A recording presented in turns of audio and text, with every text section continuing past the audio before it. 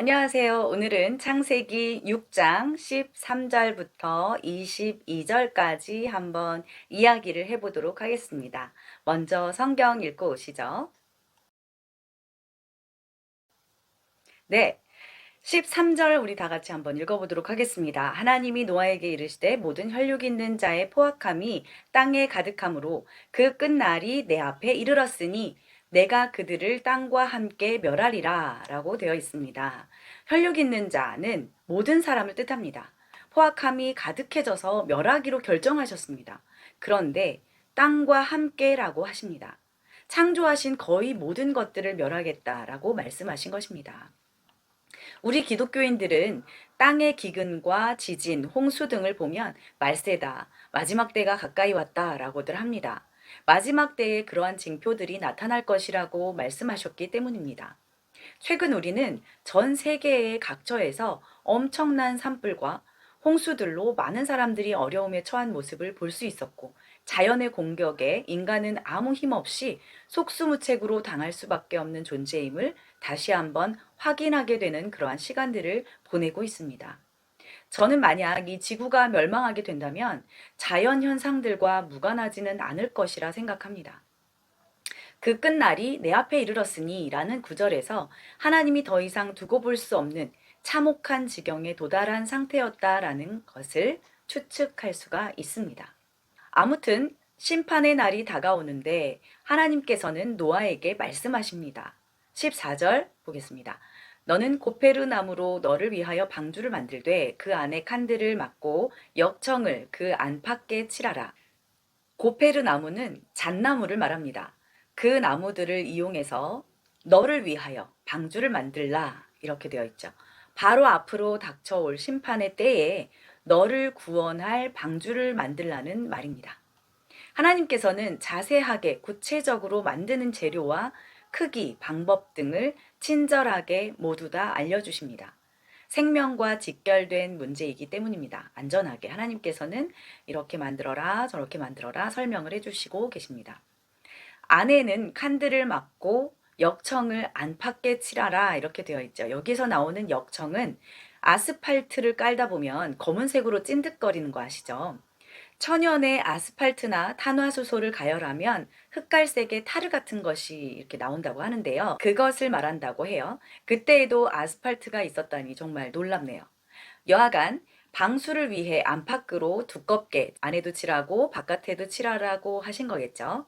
자, 15절 읽어보도록 하겠습니다. 내가 만들 방주는 이러하니 그 길이는 300규빗, 너비는 50규빗, 높이는 30규빗이라 이렇게 되어 있습니다. 네, 한 규빗이 여기 손끝에서 팔꿈치까지의 길이를 나타내는데 보통은 50cm, 뭐 45cm 이렇게 계산을 하는데요. 현대인의 성경을 보니까 45cm로 계산을 해놨더라고요. 그래서 저도 45cm로 계산을 해보면 방주의 길이는 135m, 너비는 22.5m, 높이는 13.5m. 결코 작지 않은 그런 커다란 선박입니다. 이 정도라면 14,000톤 정도를 적재할 수 있다고 합니다. 어마어마하네요. 16절 한번 읽어보도록 하겠습니다. 거기에 창을 내되 위에서부터 한 규빗에 내고 그 문은 옆으로 내고 상중하 3층으로 할지니라 이렇게 되어 있습니다. 네, 방주는 상중하 3층으로 되어 있는데 문은 옆쪽으로 내게 되어 있어요. 이제 방주의 옆쪽에 이렇게 문이 들어가고 나가는 문이 되어 있고요. 그리고 그렇게 넓은 공간에 창구멍은 맨 위에서부터 아래로 45cm 정도 내려서 창을 내었다고 해요. 창을 맨 위쪽에 내게 하신 것은 물에 잠기는 부분이 그만큼 많을 것을 감안하기도 했고, 그리고 밖을 내다보면서 창이 있으면 밖을 보게 되잖아요. 근데 밤이고 낮이고 비가 엄청나게 무섭게 내리는 비 때문에 흑암 가운데 해도 없고 그렇잖아요. 해가 없는 가운데서 비가 엄청나게 억수로 오니까 얼마나 무섭고 두렵겠어요. 그래서 두려워하지 않도록 배려하심과 또 오직 하나님 한 분만 바라봐라. 그리고 기다려라. 라는 뜻이 아닐까. 저는 그렇게 가늠을 해봅니다. 자, 17절 읽어보도록 하겠습니다. 내가 홍수를 땅에 일으켜 무릇 생명의 기운이 있는 모든 육체를 천하에서 멸절하리니 땅에 있는 것들이 다 죽으리라. 내가 홍수로 땅에 일으켜 라고 되어 있습니다. 그냥 자연현상 이게 아니라 홍수로 땅에 일으켜서 살아있는 생명체를 모조리 죽일 것이다 라고 선언을 하고 계시죠. 18절 그러나 너와는 내가 내 언약을 세우리니 너는 내 아들들과 내 아내와 내 며느리들과 함께 그 방주로 들어가고 이렇게 되어 있습니다. 그렇지만 너와는 내가 약속을 세울 거다. 내가 너를 안전하게 지킬 것을 약속한다.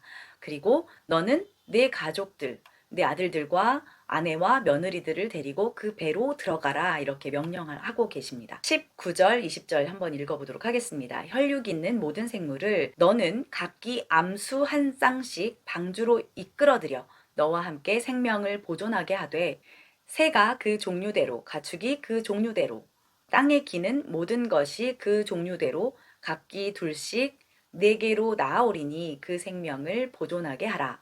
이렇게 되어 있죠.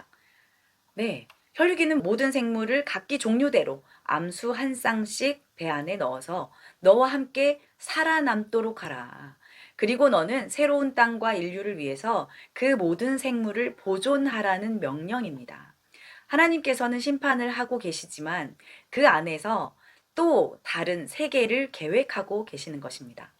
우리는 하나님께서 주시는 이 땅과 생물들을 지키고 잘 보존해서 후세에 넘겨주어야 하는 책임과 의무를 부여받았습니다. 21절 보도록 하겠습니다. 너는 먹을 모든 양식을 네개로 가져다가 저축하라. 이것이 너와 그들의 먹을 것이 되리라. 이렇게 되어 있습니다. 먹을 양식을 배 안에 충분히 저장하라. 이렇게 되어 있죠. 노아가 그와 같이 하여 하나님이 자기에게 명하신 대로 다 준행하였더라. 제가 만약 노아였다면 그 넓은 곳에 산소도 부족하고 동물들의 오물이 뒤섞여서 악취가 날 텐데 창을 맨 위쪽에만 내라고 하시니 그건 조금 변형시켜도 되지 않을까라고 생각했을 것 같은데요. 노아는 자기에게 명하신 그대로 다 준행했다고 강조하고 있습니다. 히브리서 11장 7절에 보면요. 믿음으로 노아는 아직 보이지 않는 일에 경고하심을 받아 경외함으로 방주를 준비하여 그 집을 구원하였으니 이로 말미암아 세상을 정죄하고 믿음을 따르는 그의 상속자가 되었느니라 이렇게 되어 있습니다. 노아는 오직 믿음으로 방주를 준비하여 가족을 구원했습니다. 그리고 결국 온 세상과 인류를 구원한 사람이 되었습니다. 믿음은 가만히 앉아서 기다리는 것이 아니라 그분의 말씀대로 행하는 것입니다. 포악한 시대의 조롱과 멸시 속에서 하나님의 말씀을 따라 사는 것은 아주 어려운 일이었을 겁니다. 학자들이 당시 노아의 시대에는 기압차가 많지 않아서 온실처럼 일정한 온도로 살았을 것이라 추측합니다. 그런데 비가 억수로 쏟아져서 높은 산을 덮을 것이고 바다에서 만드는 것도 아니고 땅에 방주를 몇십 년간 이 배를 만들라고 하시니 얼마나 황당한 이야기입니까? 언젠가는 마지막 때가 올 텐데 그걸 대비해서 만들어라 이런 얘기를 들었을 때 믿기 어려웠을 겁니다.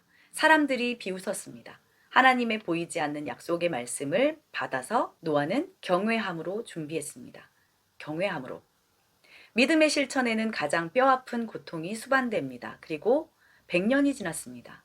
하나님이 주신 언약, 그 언약은 이루어집니다.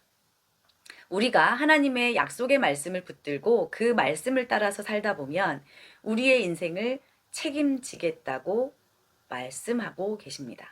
그게 바로 하나님께서 우리에게 주시는 약속입니다.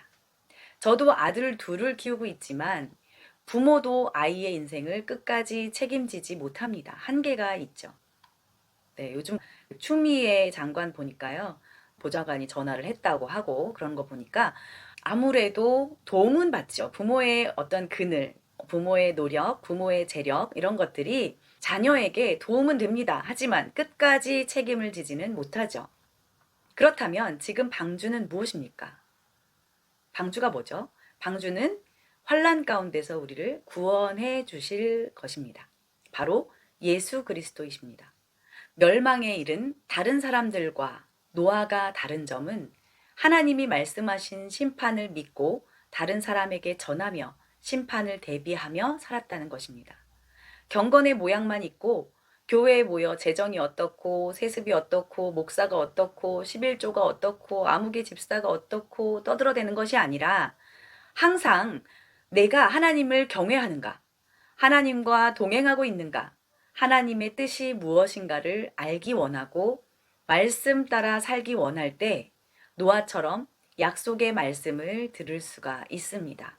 우리는 믿음을 마치 하나님 나라에 들어가는 티켓 요 정도로 생각을 하는 것 같습니다.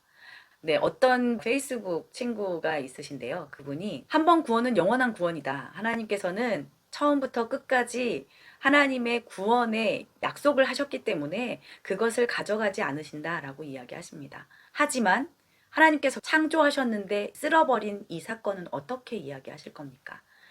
포악한 시대, 모든 혈육 있는 사람들이 하나님을 배반하고 하나님의 창조 질서에 어긋난 잘못된 죄악들에 빠져서 살고 있을 때 하나님께서는 구원하신 것이 아니라 그들을 쓸어버렸습니다. 하지만 예수를 믿고 따르는 하나님 말씀대로 살아가는 그런 사람들은 이 세상의 포악한 시대와 구별되어 살게 되어 있습니다. 구별되어 살 수밖에 없습니다. 그리고 두려움과 공포를 가져다 주는 세상의 물결과 소용돌이를 거슬러 살아야만 합니다. 우리는 그렇게 지음을 받았고 그리고 선택되어졌습니다. 우리가 세상의 포악함 속에 같이 섞여서 살아간다면 하나님께서는 그 안에 많은 선한 사람들처럼 우리를 쓸어버리실 수도 있습니다. 하나님께서는 노아에게 너와 가족의 먹을 것과 동물들의 먹이까지도 준비하라고 하십니다. 이 세상을 대충 살라고 하신 것이 아니라 심판의 끝날까지 충분하게 저장하라고 하십니다. 우리는 종종 이단에 빠져서 종말의 날이 오고 있으니 전 재산을 팔아 합숙하며 손꼽아 그날만을 기다리는 어리석은 사람들의 이야기를 듣습니다. 하나님은 두 손 놓고 기다리라고 하지 않습니다. 그리고 나만 보고 나만 기다리고 다 같이 그냥 모여서 여기를 짠 하고 언제 나타날 테니까 그때까지 기다려라 이렇게 말씀하지 않으셨습니다. 이해하기 힘들지만 어려움을 이겨내고 자신의 일상생활을 유지하면서 자신과 가족들의 양식과 동물의 양식까지도 구해야만 하는 고달픈 삶을 살아내라고 우리에게 요구하고 계십니다. 반드시 심판의 때가 있다는 것을 여러분은 믿습니까? 세상의 종말이 아니더라도 죽음 이후에는 반드시 심판이 있다는 사실을 명심해야 할 것입니다. 하나님의 심판과 구원은 동시에 일어나는 사건입니다. 소돔과 고모라 때가 그랬고 노아의 방주 사건도 그렇습니다. 우리는 어디에 남을지 선택할 수 있습니다. 여러분은 구원받지 못한 다른 셋의 후손들처럼 세상에 섞여 살아서 엉망진창이 되어버린 그들처럼 세상의 흐름에 맞추어 살겠습니까? 아니면 노아처럼 하나님을 경외함으로 심판의 때를 대비하여 세파를 거스르며 살겠습니까? 선택은 여러분의 몫입니다. 오늘은 여기까지 하겠습니다. 감사합니다.